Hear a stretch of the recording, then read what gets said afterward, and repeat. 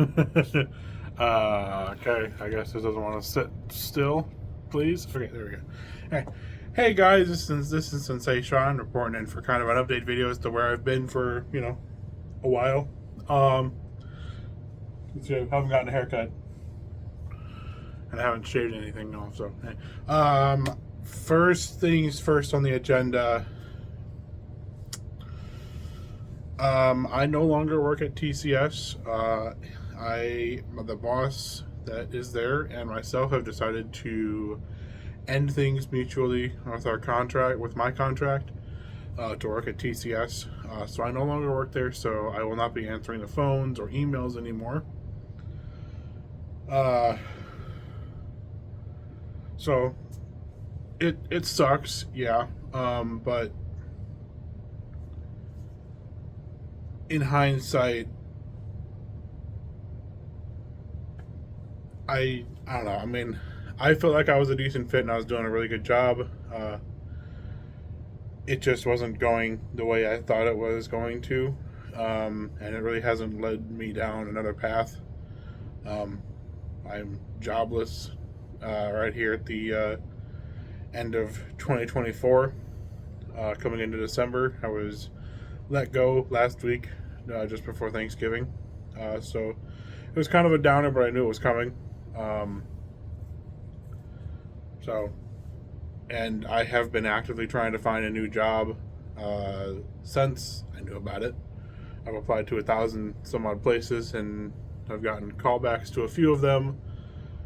Only to be told that I'm overqualified for the position, and that they're no longer hiring at this time because the position has been fulfilled or some garbage like that. Listen, I don't want y'all to just be like, oh, boycott TCS, or no, don't do that. Don't do any of that. Okay, look, I still absolutely love TCS throttles and their systems. Where's my remote? Oh, it's over there. Anyway, look. Pull the box up for the 100. Here, see, look. I still absolutely love this throttle. This throttle is absolutely one of the best throttles I've ever had the chance to use, and just yeah. And I'm not just saying that because I used to work there. No, I'm saying that because genuinely, it is so much better than this. And this is the wireless throttle from MRC. I couldn't even get this to connect to its base half the time. So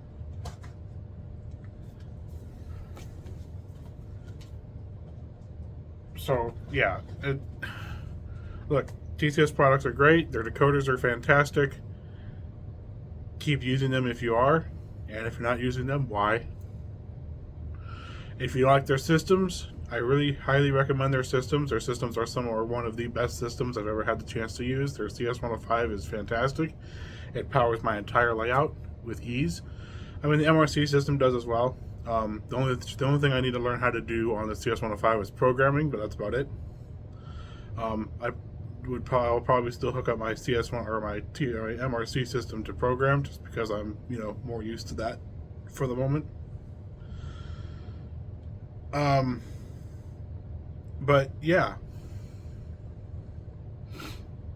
we ended things nicely. Yes, we ended things. The contract was ended, and it sucks. But I'm okay. I'm okay with it.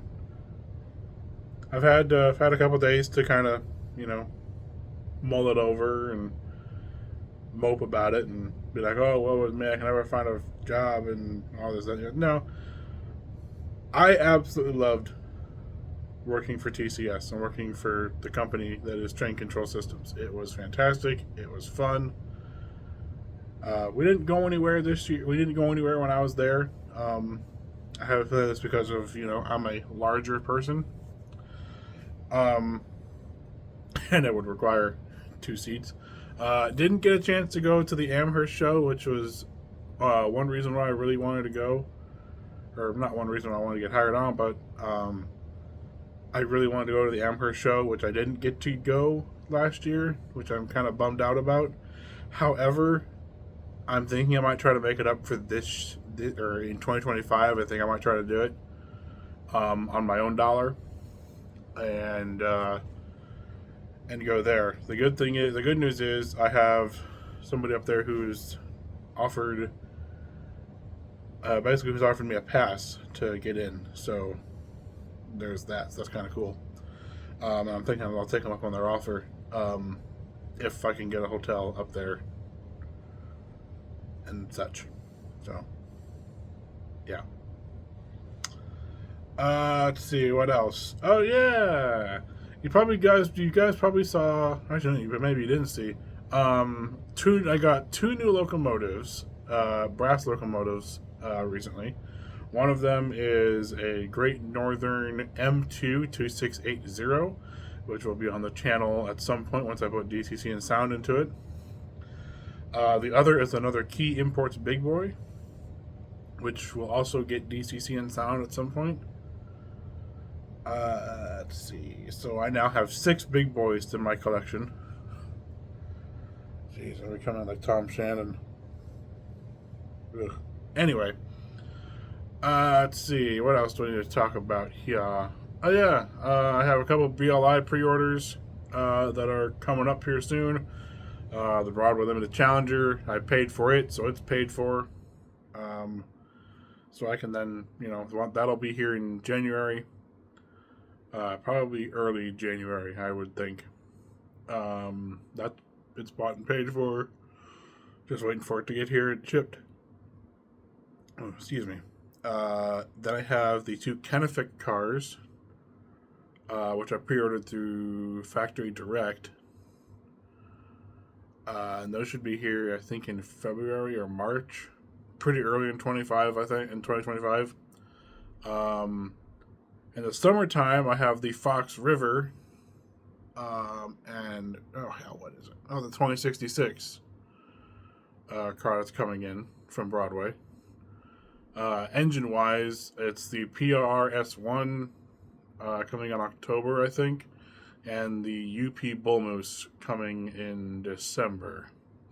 As long as nothing gets pushed back for any reason, that should be about it. I do have one car coming, not coming today, but it's coming, I think, tomorrow or in a couple of days. It's from Harry Hawthorne. It's the UPP Power Car 2055. So it's the newer version of 2066 or something. I don't know. I'm not sure I'm not really familiar with the power car nonsense. So someone maybe in the comments down below, can you kind of, educate me a little bit on the power car situation and what they use now versus what they used, back then. Is 2066 older? Is 2055 older? Is the Lynn Nystrom older? I'm not really sure as to how that works. So that'd be great if you can. Just, teach me a thing or two. Teach us old dogs some new tricks. Let's see, what else? I've been contemplating on selling off my UP fleet or my UP excursion train to go for lighted cars instead. However, I know I can put LEDs in all of mine, which I might do. The only issue I'm running into is on a few of the cars I've had to take the metal strips out. So the way the Walters cars get their power is they get power from the wheels on either side of the track, and they go up through screw heads, like Phillips screw head, up to some metal tabs that are over the car. Well, if your curves are a little tighter in some areas than some other places, they get caught and they get hung up. Which means your wheel set goes from being able to turn like this to being only locked in either this position or this position. And then it comes off the track and you have a derailment. So I've taken some of those metal tabs out of the cars. So I get to figure out a way to, do it myself, which I might just try to do wiring instead, like actually solder a wire directly onto the screw instead, or just have it screwed down enough to where a wire can just be there underneath it. I don't know. I'll figure something out. In the meantime, though, I think I'll just run them as is. I am hoping to get. Oh, excuse me. I am hoping to get some more videos out here soon. I'm just kind of rolling through some things, editing some old videos that I had still on my old phone. I've updated my new phone, which is what I'm recording on. I'm recording on my Galaxy S24 Ultra, and I'm gonna try to use this phone now more often because I think the picture is a little clearer on it versus my old phone. Let me know if you guys can tell the difference or not. I don't know if I can. And I want you, and I guess before I forget, I want to wish you guys a happy Thanksgiving. Hopefully you spent it with family, and if not, hopefully you spent it with some friends or some close people that you like to spend time with. And some other news. I will be joining a friend of mine by the name of SBNW, Steel Beasts of NW, on a podcast, so to speak. He calls it the Colecast. I will be attempting to be kind of like how do you call it? I guess second in command, so to speak. So we'll see how that goes. If you guys like it, go subscribe to Steel Beast of NW, if you can.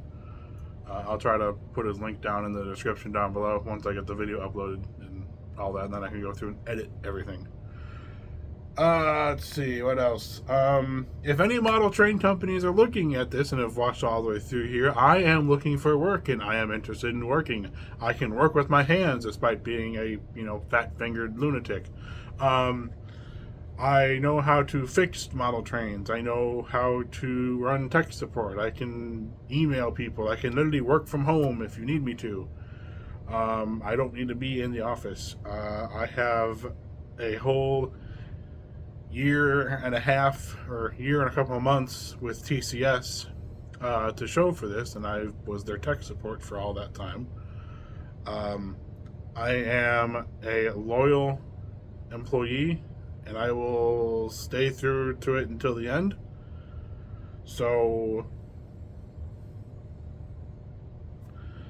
if you want to hire somebody like that, let me know. You can reach me at my email, which is mitchmcadams1994@gmail.com. That's MITCHMCADAMS1994@gmail.com. And we can discuss further. I can send you my resume if needed. Or you can reach me on my cell phone, which I will provide via email if you are a company. Some other news that I feel like discussing, there's a possibility that I might try to go into business for myself instead of, working for anyone else. I'm still working through on what I'm going to do, what I'm going to be doing, but it's likely going to be 3D resin kits or 3D resin printed cars. And I would very much like to, start this process of being an entrepreneur and having my own company.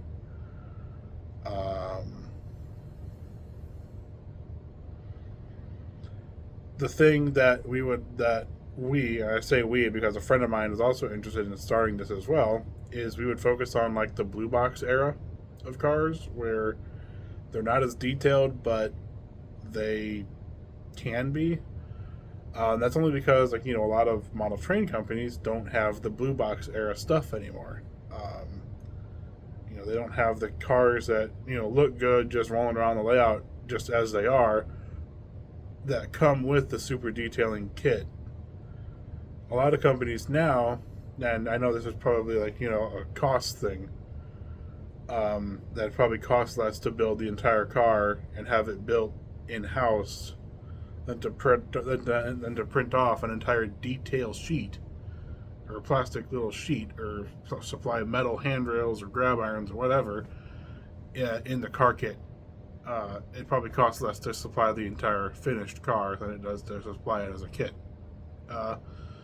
Which, that's what I kind of hope for 3D printing, is that can kind of lower some of that cost down, so we can bring out cars for $20, let's say. Just throwing a number out there. Super detailed cars would be right in the range that you'd expect, like for Walther's Mainline and Athearn RTR. Be right around that range for pricing, I think, for that stuff, or maybe a little higher, depending on how much resin is going to be used to build each car. I'm looking at probably starting off with, in all honesty, I'd like to start off with more Pacific Fruit Express cars, because I don't think we have enough out there on the market currently. And besides, these need to be done anyway. You can look, you can tell on this one, it doesn't even have the right trucks. This has roller bearings on it, and all these cars are supposed to be friction bearings, but I don't have friction trucks, so it got roller bearing trucks. So anyway, I don't think we have enough Pacific Fruit Express cars on the market today.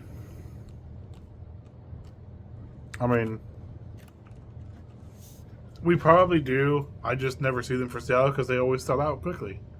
That's the one train that sells out a lot. Yeah.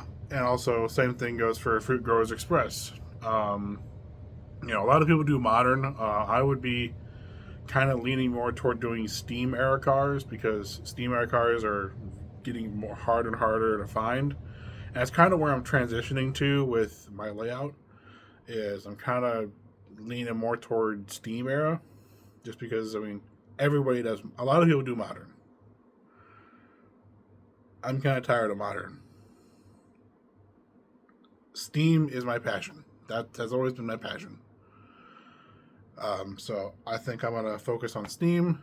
A lot of my steam engines are probably going to have TCS raw sound decoders, just because they are better in sound, in my opinion.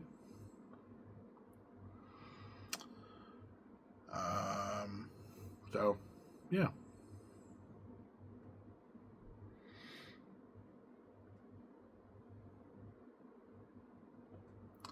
So,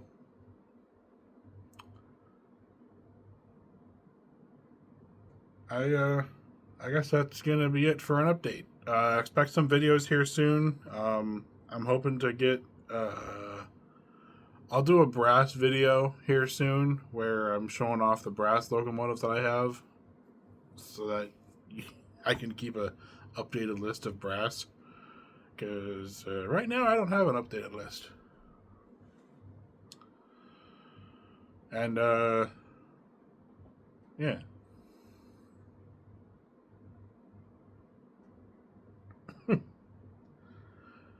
Anyway, guys, this is Sensei Sean signing off. I'll see you later. Bye!